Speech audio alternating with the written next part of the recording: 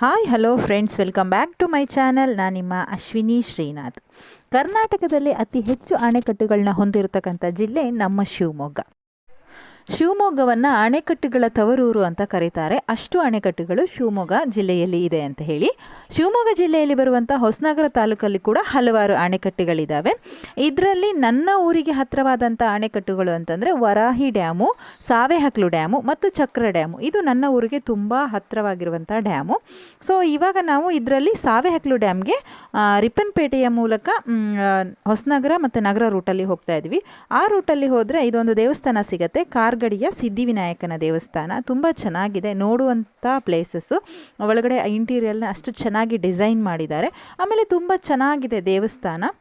So ಈ ರೋಡಲ್ಲಿ ಏನಾದರೂ ನೀವು ಹೋಗ್ತಾ ಇದ್ದರೆ ಒಂದು ಸತಿ ಆ ದೇವಸ್ಥಾನಕ್ಕೆ ಹೋಗಿ ಬನ್ನಿ, ಅಷ್ಟು ಚೆನ್ನಾಗಿದೆ ದೇವಸ್ಥಾನ. ಈ ರೋಡಲ್ಲಿ ಮಳೆಗಾಲದಲ್ಲಿ ಹೋಗ್ತಾ ಇದ್ದರೆ ಮಿನಿ ಫಾಲ್ಸ್ಗಳ ಹೊಳೆನೇ ಹರಿತಾ ಇರುತ್ತೆ ಅಂತ ಹೇಳಿದ್ರು ತಪ್ಪಾಗಲ್ಲ. ಎಲ್ಲ ಕಡೆನೂ ನೀರು ಹರಿದು ಹೋಗ್ತಾ ಇರುತ್ತೆ. ಅದೊಂಥರ ಮಿನಿ ಫಾಲ್ಸ್ ಥರ ಕಾಣಿಸುತ್ತೆ. ಎಲ್ಲ ಕಡೆನೂ ಫಾಲ್ಸ್ಗಳು ಹುಟ್ಕೊಂಡ್ಬಿಟ್ಟಿದೆ ಈ ಮಳೆಗಾಲದಲ್ಲಿ. ಹಾಗೆ ಈ ರೋಡಲ್ಲಿ ಬಂದರೆ ಹಲವಾರು ನೋಡೋವಂಥ ಪ್ಲೇಸಸ್ಗಳು ಕೂಡ ನಮಗೆ ಸಿಗ್ತವೆ. ಅದರಲ್ಲಿ ನಗರದ ಬಿದನೂರು ಕೋಟೆ ಕೂಡ ಒಂದು. ಈ ಬಿದನೂರು ಕೋಟೆ ತುಂಬ ದೊಡ್ಡ ಇತಿಹಾಸವನ್ನು ಹೊಂದಿದೆ. ಈಗಿನ ನಗರ ಅನ್ನುವಂಥ ಊರಿನಲ್ಲಿ ಇದಿದೆ. ತುಂಬ ಫುಲ್ಲು ದೊಡ್ಡ ಹಿಸ್ಟ್ರಿ ಇರೋದ್ರಿಂದ ಸೊ ನಾನು ಅದನ್ನು ಇವತ್ತು ವೀಡಿಯೋ ಮಾಡೋಕ್ಕೆ ಹೋಗಲಿಲ್ಲ. ಇನ್ನೊಂದು ದಿವಸ ನಾನು ಖಂಡಿತ ಅದ್ರ ಬಗ್ಗೆ ವೀಡಿಯೋ ಮಾಡ್ತೀನಿ, ಆಗ ಇದರ ಹಿಸ್ಟ್ರಿನ ಫುಲ್ಲು ನಾನು ನಿಮಗೆ ಎಕ್ಸ್ಪ್ಲೈನ್ ಮಾಡ್ತೀನಿ. ಸೊ ಈ ಕೋಟೆಯ ಪಕ್ಕದಲ್ಲೇ ಒಂದು ಕೆರೆ ಇದೆ, ಚಿಕ್ಕದಾದ ಕೆರೆ ಇದೆ. ಯಾವಾಗಲೂ ಅದರಲ್ಲಿ ನೀರಿರುತ್ತೆ, ನೀರು ಖಾಲಿಯಾಗಿದ್ದು ನಾನು ನೋಡಲೇ ಇಲ್ಲ. ಸೊ ಕೋಟೆ ಪಕ್ಕ ಇರೋದ್ರಿಂದನೋ ಅಥವಾ ಏನು ಅಂತ ನನಗೆ ಸರಿ ಗೊತ್ತಿಲ್ಲ, ಇದಕ್ಕೆ ಕೋಟೆ ಕೆರೆ ಅಂತ ಹೇಳ್ತಾರೆ. ಸೊ ಅದ್ರ ಪಕ್ಕದಲ್ಲೇ ಕೋಟೆ ಇರೋದು. ಆವಾಗ ಎಲ್ಲ ತುಂಬ ಚೆನ್ನಾಗಿತ್ತು. ಬರ್ತಾ ಬರ್ತಾ ಈಗ ಕೋಟೆ ಫುಲ್ ಹಾಳಾಗ್ತಾ ಬಂದಿದೆ. ಸೊ ಅದನ್ನು ರೆಡಿ ಕೂಡ ಮಾಡ್ತಾ ಇದ್ದಾರೆ, ಅವಾಗೊಮ್ಮೆ ಇವಾಗೊಮ್ಮೆ ರೆಡಿ ಮಾಡ್ತಾರೆ. ಸೊ ನಾನು ಒಳಗಡೆ ಹೋಗಲಿಲ್ಲ. ಒಳಗಡೆ ಹೋಗಿ ನಾನು ಒಂದಿನ ವೀಡಿಯೋ ಮಾಡಿ ಅದ್ರ ಬಗ್ಗೆ ನಿಮಗೆ ಫುಲ್ಲು ಮಾಹಿತಿಯನ್ನು ಕೊಡ್ತೀನಿ. ಇವತ್ತೇ ಮಾಡೋಣ ಅಂತ ಅಂದ್ಕೊಂಡಿದ್ದೆ, ಬಟ್ ನಾವು ಹೊರಡೋ ಅಷ್ಟೊತ್ತಿಗೆ ಲೇಟ್ ಆಗಿತ್ತು. ಅದಕ್ಕೋಸ್ಕರ ನಾನಿವತ್ತು ಇದ್ರ ಬಗ್ಗೆ ವೀಡಿಯೋವನ್ನು ಮಾಡಲಿಲ್ಲ. ಮುಂದೊಂದು ದಿನ ಮಾಡ್ತೀನಿ. ಆವಾಗೆಲ್ಲ ಕೋಟೆ ಒಳಗಡೆ ಫ್ರೀ ಎಂಟ್ರಿ ಇತ್ತು, ಬಟ್ ಈಗ ಸೇಫ್ಟಿ ಪರ್ಪಸ್ಗೋಸ್ಕರ ಇಲ್ಲಿ ಸೆಕ್ಯೂರಿಟಿನ ಟೈಟ್ ಮಾಡಿದ್ದಾರೆ, ಗೇಟ್ ಎಲ್ಲ ಮಾಡಿಬಿಟ್ಟು. ಸೊ ಕಾವಲಿಗೆ ಒಬ್ಬರು ಸೆಕ್ಯೂರಿಟಿನೂ ಯಾವಾಗಲೂ ಇರ್ತಾರೆ. ಒಳಗಡೆ ಹೋಗಬೇಕಂದ್ರೆ ನಾವು ಪರ್ಮಿಷನ್ ತೊಗೋಬೇಕಾಗತ್ತೆ. ನೋಡಿ ಇದೇ ಕೋಟೆ, ಪರ್ಮಿಷನ್ ತೊಗೊಳ್ಬೇಕಾಗತ್ತೆ. ಸೊ ಇನ್ನೊಂದು ದಿನ ಹೋಗೋಣ. ಸೊ ಹೀಗೆ ಮುಂದೆ ಬಂದರೆ ಸಾವೆಹಕ್ಲು ಡ್ಯಾಮ್ಗೆ ಹೋಗುವಂಥ ರೋಡು. ಹೋಗೋದಕ್ಕೆ ಏನು ಕನ್ಫ್ಯೂಷನ್ಸ್ ಆಗಲ್ಲ, ಯಾಕೆಂದರೆ ಎಲ್ಲ ಕಡೆ ಬೋರ್ಡ್ಗಳಿರುತ್ತೆ, ನೋಡ್ಕೊತ ಹೋಗ್ಬೋದು. ಆದರೆ ಸೇಫ್ಟಿ ಪರ್ಪಸ್ಗೋಸ್ಕರ ಇಲ್ಲಿ ಪಬ್ಲಿಕ್ನ ಅಲೋ ಮಾಡ್ತಾ ಇಲ್ಲ. ಹಾಗೆ ನಾವು ಮೇಲೆಯಿಂದನೇ ನೋಡ್ತೀವಿ ಅಂದ್ರೂ ತುಂಬ ಚೆನ್ನಾಗಿರೋ ವ್ಯೂಸ್ಗಳಿದ್ದಾವೆ. ಸೊ ನಮಗೆ ಕಾಲುವೆಲಿ ನೀರುಗಳೆಲ್ಲ ನೋಡೋದಕ್ಕೆ ಸಿಗತ್ತೆ. ಸೊ ಇಲ್ಲ ನಾವು ಡ್ಯಾಮ್ ಒಳಗಡೆ ಹೋಗಬೇಕಪ್ಪ ಅಂತಂದರೆ ಈ ಸಾವೆಹಕ್ಲು ಮತ್ತು ಚಕ್ರ ಡ್ಯಾಮು KPC ಅವರ ಹ್ಯಾಂಡ್ ಓವರಲ್ಲಿರೋದ್ರಿಂದ ಮಾಸ್ತಿಕಟ್ಟೆಯ KPC ಅವರ ಆಫೀಸ್ನಲ್ಲಿ ಪಾಸ್ನ ಕೊಡ್ತಾರೆ. ಸೊ ಪಾಸ್ ತೊಗೊಳಕ್ಕೆ ಏನೇನೆಲ್ಲ ಬೇಕಪ್ಪ ಅಂತಂದರೆ ನಮ್ಮ ಐಡೆಂಟಿ ಪ್ರೂಫ್ ಬೇಕು. ಐಡೆಂಟಿ ಪ್ರೂಫ್ನ ತೊಗೊಂಡು ಹೋಗಿ ನಾವಲ್ಲಿ KPC ಅವರ ಆಫೀಸರ್ಸ್ ಹತ್ರ ಕೊಟ್ಟರೆ ಅವರು ಅದನ್ನು ನೋಡಿಬಿಟ್ಟು ಅವ್ರಿಗೆ ಸರಿ ಇದೆ, ಏನೂ ಪ್ರಾಬ್ಲಮ್ ಇಲ್ಲ ಅಂತ ಅನಿಸಿದ್ರೆ ಮಾತ್ರ ನಮಗೆ ಪಾಸನ್ನು ಕೊಡ್ತಾರೆ. ಆ ಪಾಸ್ನ ತೊಗೊಂಡು ಬಂದು ನಾವು ಇಲ್ಲಿ ಒಂದು ಆಫೀಸ್ ಇದೆ, ಆಫೀಸಲ್ಲಿ ಕೊಟ್ಟರೆ ಅವ್ರಿಗೂ ಏನೂ ಪ್ರಾಬ್ಲಮ್ ಇಲ್ಲ ಅಂತ ಅನಿಸಿದ್ರೆ ಮಾತ್ರ ನಮ್ಮನ್ನು ಒಳಗಡೆ ಬಿಡ್ತಾರೆ. ಸೊ ಇದೆಲ್ಲ ಮಾಡಿರೋದು ಬೇರೆ ಯಾವ ಉದ್ದೇಶದಿಂದ ಅಲ್ಲ, ಅಣೆಕಟ್ಟು ಅಂತಂದಮೇಲೆ ಅದಕ್ಕೆ ಭದ್ರತೆ ತುಂಬ ಮುಖ್ಯ ಅಲ್ಲ. ಸೊ ಸೇಫ್ಟಿ ಪರ್ಪಸ್ಗೋಸ್ಕರ ಈ ಥರ ಪಬ್ಲಿಕ್ನ ನಾಟ್ ಅಲೌಡ್ ಮಾಡಿದ್ದಾರೆ.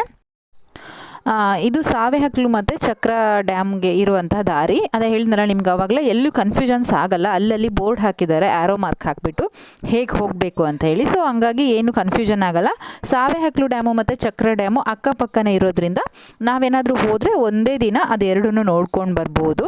ಸೊ ಒಂದೇ ದಿನ ಕಾರ್ಣಗಿರಿ ದೇವಸ್ಥಾನ, ಬಿದನೂರು ಕೋಟೆ, ಸಾವೆಹಕ್ಲು ಡ್ಯಾಮ್, ಚಕ್ರ ಡ್ಯಾಮ್ ಎಲ್ಲವನ್ನು ನೋಡ್ಬೋದು.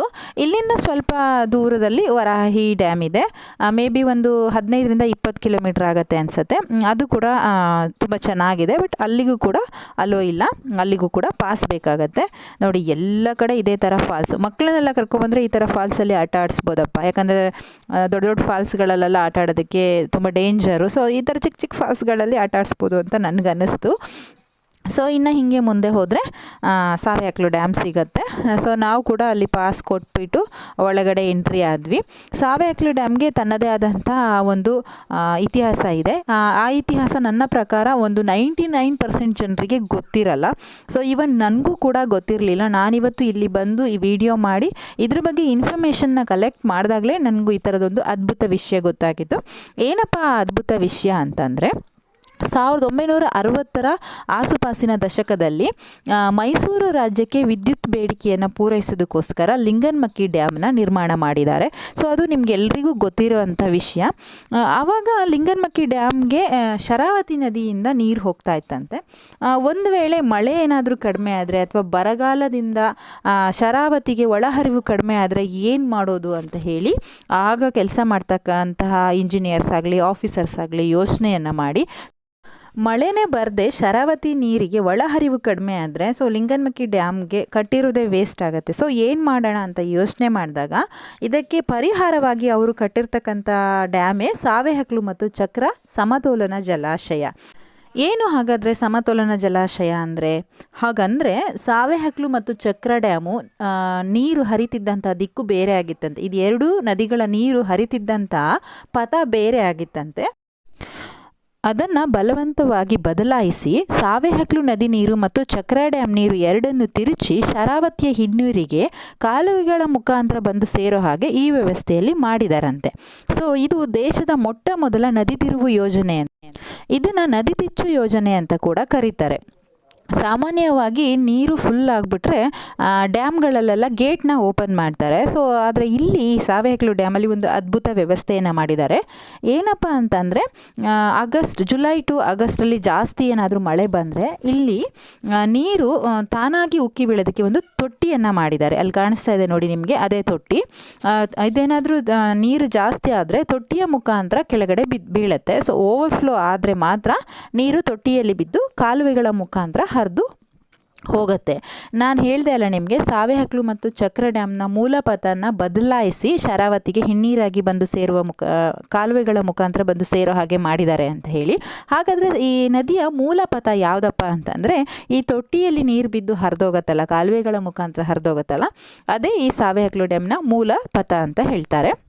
ಸೊ ಇದು ಕಾಲುವೆ ಮುಖಾಂತರ ಹರಿದು ಅಂದರೆ ಹೆಚ್ಚಾಗಿ ಬಿದ್ದು ಹೋಗ್ತಕ್ಕಂಥ ನೀರು ಕರಾವಳಿಯಲ್ಲಿ ಇರುವಂತಹ ಗಂಗಾವಳಿ ಅನ್ನುವಂಥ ಒಂದು ಜಾಗದಲ್ಲಿ ಇನ್ನು 4 ನದಿಗಳ ಜೊತೆ ಸೇರತ್ತಂತೆ. ಈ ನೀರು ಯಾವುದಪ್ಪ ಅಂತಂದರೆ ಕುಬ್ಜ, ವರಾಹಿ, ಸೌಪರ್ಣಿಕ ಮತ್ತು ಕೇದಕ ಅನ್ನುವಂಥ 4 ನದಿಗಳ ಜೊತೆ ಈ ನೀರು ಹೋಗಿ ಕರಾವಳಿಯ ಗಂಗಾವಳಿ ಅನ್ನುವಂಥ ಜಾಗದಲ್ಲಿ ಸೇರತ್ತಂತೆ. ಹಾಗಾಗಿ ಆ ಜಾಗಕ್ಕೆ ಪಂಚಗಂಗಾವಳಿ ಅಂತ ಕರೀತಾರೆ. ಅಲ್ಲಿಂದ ಮುಂದೆ ಈ ನೀರು ಅರಬ್ಬಿ ಸಮುದ್ರವನ್ನು ಸೇರತ್ತಂತೆ. ಸೊ ಸೇಮ್ ಚಕ್ರ ಡ್ಯಾಮ್ದು ಪ್ರೊಸೀಜರ್ ಕೂಡ ಹೀಗೆ ಇರುತ್ತೆ. ಸೊ ನಾವಿವತ್ತು ಚಕ್ರ ಡ್ಯಾಮ್ಗೆ ಹೋಗೋದಕ್ಕಾಗಲಿಲ್ಲ. ಮತ್ತು ನಾವು ಹೋದಾಗ ಓವರ್ಫ್ಲೋ ಕೂಡ ಆಗಿರಲಿಲ್ಲ. ಸೊ ಓವರ್ಫ್ಲೋ ಆದರೆ ಅದನ್ನು ನೋಡೋದಕ್ಕೆ ತುಂಬ ಅಂದರೆ ತುಂಬ ಚೆನ್ನಾಗಿರುತ್ತೆ. ಸೊ ಮಲೆನಾಡಿನ ಸ್ವರ್ಗ ಅಂತ ಹೇಳಿದ್ರು ತಪ್ಪಾಗಲ್ಲ ಈ ಸಾವೆಹಕ್ಲು ಡ್ಯಾಮ್ನ. ಓವರ್ಫ್ಲೋ ಆದಾಗ ತುಂಬ ಚೆನ್ನಾಗಿರುತ್ತೆ. ಬಟ್ ನಾವು ಹೋದಾಗ ಓವರ್ಫ್ಲೋ ಆಗಿರಲಿಲ್ಲ. ಆದರೆ ಓವರ್ಫ್ಲೋ ಆಗಿರೋ ವೀಡಿಯೋಗಳನ್ನ ಕೂಡ ನಾನು ಕಲೆಕ್ಟ್ ಮಾಡಿದ್ದೀನಿ. ಸೊ ಇದು ನನ್ನ ತವರೂರು ಅಂತ ಹೇಳಿದೆ ಅಲ್ಲ ನಾನು, ಅಲ್ಲಿ ನಮ್ಮ ರಿಲೇಟಿವ್ಸ್ ಇದ್ದರು. ಅವ್ರ ಹತ್ರ ನಾನು ಓವರ್ಫ್ಲೋ ಆದಾಗ ವೀಡಿಯೋ ಕಳಿಸಿ ಅಂತ ಹೇಳಿದ್ದೆ. ಸೊ ಅವರು ಕೂಡ ನನಗೆ ಓವರ್ಫ್ಲೋ ಆದಾಗ ವೀಡಿಯೋ ಕಳಿಸಿದ್ರು. ನಾನು ನಿಮಗೆ ಅದನ್ನು ತೋರಿಸ್ತೀನಿ. ನಾನು ನಿಮಗೆ ತೊಟ್ಟಿ ಅಂತ ಹೇಳಿದ್ನಲ್ಲ, ನೀರು ಜಾಸ್ತಿ ಆದರೆ ಈ ತೊಟ್ಟಿಯ ಮುಖಾಂತರ ಬಿದ್ದು ಕಾಲುವೆಗಳ ಮುಖಾಂತರ ಹರಿದೋಗತ್ತೆ ಅಂತ ಹೇಳಿದ್ನಲ್ಲ, ಸೊ ಅದು ಇದೇ ತೊಟ್ಟಿ. ಎಷ್ಟು ಒಂಥರ ಚೆನ್ನಾಗಿ ಐಡಿಯಾನ ಮಾಡಿದ್ದಾರೆ ನೋಡಿ. ಈಗೆಲ್ಲ ಅಣೆಕಟ್ಟು ಏನಾದರೂ ಫುಲ್ ಆಯಿತು ಅಂತ ಹೇಳಿದರೆ ಗೇಟ್ ಓಪನ್ ಮಾಡಿಬಿಡ್ತಾರೆ, ಗೇಟ್ ಮುಖಾಂತರ ನೀರು ಆಚೆ ಹೋಗುತ್ತೆ. ಬಟ್ ಇಲ್ಲಿ ನೋಡಿ ಅದು ತೊಟ್ಟಿಯಲ್ಲೇ ಬಿದ್ದು ಹೋಗುತ್ತೆ. ಇಂಥದ್ದೊಂದು ಇತಿಹಾಸ ಇದೆ ಸಾವೆಹಕ್ಲು ಡ್ಯಾಮ್ಗೆ ಅಂತ ಹೇಳಿ ಇಲ್ಲಿಗೆ ಇಷ್ಟರೊಳಗೆ ಒಂದು ಲಕ್ಷಾಂತರ ಪ್ರವಾಸಿಗರು ಬಂದಿರ್ತಾರೆ ನನ್ನ ಪ್ರಕಾರ. ಸೊ ಅದರಲ್ಲಿ ಒಂದು 10% ಜನರಿಗೆ ಇದ್ರ ಬಗ್ಗೆ ಗೊತ್ತಿರುತ್ತೆ ಅಂತ ನಾನು ಅಂದ್ಕೊಳ್ತೀನಿ. ಇನ್ನು 99% ಜನಕ್ಕೆ ಗೊತ್ತೇ ಇರಲ್ಲ. ನನ್ನ ತವರೂರಾಗಿ ಈ ವಿಷಯ ನನಗೆ ಗೊತ್ತಿರಲಿಲ್ಲ, ಎಲ್ಲೂ ಓದೂ ಇರಲಿಲ್ಲ, ಎಲ್ಲೂ ಕೇಳೂ ಇರಲಿಲ್ಲ. ಸೊ ನನ್ನ ಪ್ರಕಾರ ಇದರ ಇತಿಹಾಸವನ್ನು ಬರೆದು ಇಲ್ಲಿ ಡಿಸ್ಪ್ಲೇ ಮಾಡೋದ್ರಿಂದ ಸೊ ಬರುವಂಥ ಜನರಿಗೆ ಇದ್ರ ಬಗ್ಗೆ ಮಾಹಿತಿ ಸಿಗತ್ತೆ. ಎಂಥ ಒಂದು ಒಳ್ಳೆಯ ಯೋಜನೆಯನ್ನು ಕಂಡು ಹಿಡಿದಿದ್ದಾರೆ ಅಂತ ಹೇಳಿ ಎಲ್ರಿಗೂ ತಿಳಿಯತ್ತೆ ಅನ್ನೋದು ನನ್ನ ಅಭಿಪ್ರಾಯ. ಅದು ಎಷ್ಟರ ಮಟ್ಟಿಗೆ ಸರಿನೋ ಎಷ್ಟರ ಮಟ್ಟಿಗೆ ತಪ್ಪೋ ನನಗೆ ಗೊತ್ತಿಲ್ಲ. ಸೊ ತುಂಬ ಅದ್ಭುತವಾದ ಪ್ಲೇಸು. ನೀವೇನಾದರೂ ಈ ಭಾಗದಲ್ಲಿ ಇದ್ದರೆ ಖಂಡಿತ ಮಾಸ್ತಿಗಟ್ಟೆಗೆ ಹೋಗಿ ಪಾಸ್ ತೊಗೊಂಡು ಒಂದು ಸತಿ ಈ ಜುಲೈ ಟು ಆಗಸ್ಟ್ ಟೈಮಲ್ಲಿ ಬಂದು ನೋಡಿ, ಸ್ವರ್ಗದ ಥರನೇ ಕಾಣಿಸ್ತಾ ಇರತ್ತೆ. ತುಂಬ ಚೆನ್ನಾಗಿದೆ. ಮತ್ತು ಪಕ್ಕದಲ್ಲೇ ಚಕ್ರ ಡ್ಯಾಮ್ ಕೂಡ ಇದೆ, ಅದು ಹೆಚ್ಚು ಕಡಿಮೆ ಇದೇ ಥರನೇ ಇದೆ ಅಂತ ಅನಿಸುತ್ತೆ. ಯಾಕೆಂದರೆ ನಾನು ಒಂದು ಸತಿನೂ ನೋಡಲಿಲ್ಲ. ನೋಡಿ, ನಮ್ಮ ಜನ್ರೇಷನ್ನೇ ಹೀಗಾಗಿದೆ. ಯಾಕಂದರೆ ನನ್ನ ತವರೂರು ಅಂತ ಹೇಳ್ತೀನಿ, ಇಲ್ಲೇ ಇರುವಂಥ ಹಲವಾರು ಪ್ಲೇಸಸ್ಗಳನ್ನ ನಾನೇ ನೋಡಿಲ್ಲ.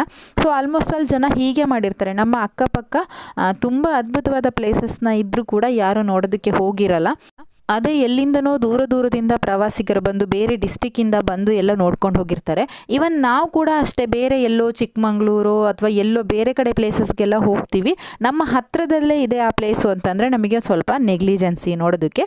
ಸೊ ಇವಾಗ ಅದೇ ನಮ್ಮ ಹತ್ತಿರದಲ್ಲಿರುವ ವರಾಹಿ ಡ್ಯಾಮು, ಸಾವೇಹಕ್ಲು ಡ್ಯಾಮು, ಮತ್ತು ಚಕ್ರ ಡ್ಯಾಮು, ಇನ್ನು ಜೋಗ್ ಫಾಲ್ಸು, ಈ ಥರ ಹತ್ತತ್ರ ಇರುವಂಥ ಹಲವಾರು ಪ್ಲೇಸಸ್ಗಳನ್ನೇ ನೋಡದೇ ಇರುವಂಥವ್ರು ಇರ್ತಾರೆ ಕೂಡ. ಸೊ ಇದೇ ಈಗಿನ ವಾಸ್ತವ ಅಂತ ಹೇಳಿದ್ರು ತಪ್ಪಾಗಲ್ಲ. ಸೊ ಎಲ್ಲರೂ ಹಾಗೆ ನಮ್ಮ ಹತ್ರ ಇರೋದನ್ನು ಬಿಟ್ಬಿಟ್ಟು ನಾವು ಬೇರೆದನ್ನು ಹುಡುಕ್ತೀವಿ. ಈಗಿನ ಜಗತ್ತೇ ಹಾಗಾಗಿದೆ.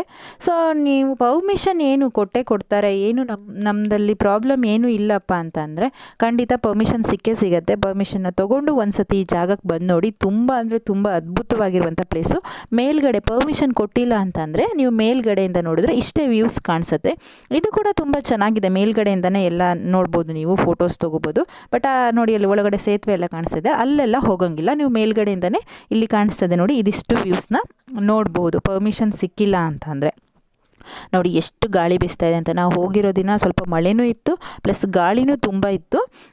ತುಂಬ ಕೇರ್ಫುಲ್ ಆಗಿರಬೇಕು. ಯಾಕೆಂದರೆ ನೀರಿನ ಹತ್ರ ಹೋಗ್ತೀವಿ ಅಂತಂದ್ರೇ ತುಂಬ ಹುಷಾರಾಗಿರಬೇಕು. ಯಾಕಂದರೆ ಮಲೆನಾಡು ಅಂದರೆ ನಮ್ಮೂರಲ್ಲಿ ಯಾವಾಗಲೂ ಮಳೆ ಇರೋದ್ರಿಂದ ಫುಲ್ ಪಾಚಿ ಕಟ್ಟಿರುತ್ತೆ, ಜಾರೋ ಅಂಥ ಸಾಧ್ಯತೆಗಳಿರುತ್ತೆ. ಸೊ ನೀರಿನ ಹತ್ರ ಹೋಗ್ದೇ ದೂರದಿಂದ ನಾವು ನೋಡಿ ಈ ಥರ ಆನಂದ ಪಡೋದು ತುಂಬ ಚೆನ್ನಾಗಿರುತ್ತೆ. ನೋಡಿ, ನಾನು ನಿಮಗೆ ಓವರ್ಫ್ಲೋದಾಗ ಹೇಗೆ ಕಾಣಿಸುತ್ತೆ ಅಂತ ತೋರಿಸ್ತೀನಿ ಅಂದಿದ್ನಲ್ಲ. ಸೊ ಇದೇ ವಿಡಿಯೋ. ಮೇಲ್ಗಡೆಯಿಂದ ವೀಡಿಯೋ ಮಾಡಿದರೆ ಇನ್ನೂ ಚೆನ್ನಾಗಿ ಕಾಣಿಸೋದು. ಸೊ ಅವ್ರು ಕೆಳಗಡೆಯಿಂದನೇ ವೀಡಿಯೋ ಮಾಡಿ ಕಳಿಸಿದ್ದಾರೆ. ತುಂಬ ಚೆನ್ನಾಗಿದೆ, ಒಂದು ಸತಿ ವಿಸಿಟ್ ಮಾಡಿ. ತುಂಬ ಅದ್ಭುತವಾಗಿರುವಂತಹ ಜಾಗ ಇದು. ಇವತ್ತಿನ ವಿಡಿಯೋ ಎಲ್ರಿಗೂ ಇಷ್ಟ ಆಯಿತು ಅಂತ ಅಂದ್ಕೊಳ್ತೀನಿ. ಯಾರಿಗೆಲ್ಲ ಇಷ್ಟ ಆಯಿತು ಲೈಕ್ ಮಾಡಿ, ಶೇರ್ ಮಾಡಿ, ಕಮೆಂಟ್ ಮಾಡಿ. ಇನ್ನೂ ಯಾರು ನನ್ನ ಚಾನಲ್ನ ಸಬ್ಸ್ಕ್ರೈಬ್ ಮಾಡದೆ ನೋಡ್ತಾ ಇದ್ದೀರೋ ದಯವಿಟ್ಟು ಸಬ್ಸ್ಕ್ರೈಬ್ ಮಾಡ್ಕೊಳ್ಳಿ. Thank you so much.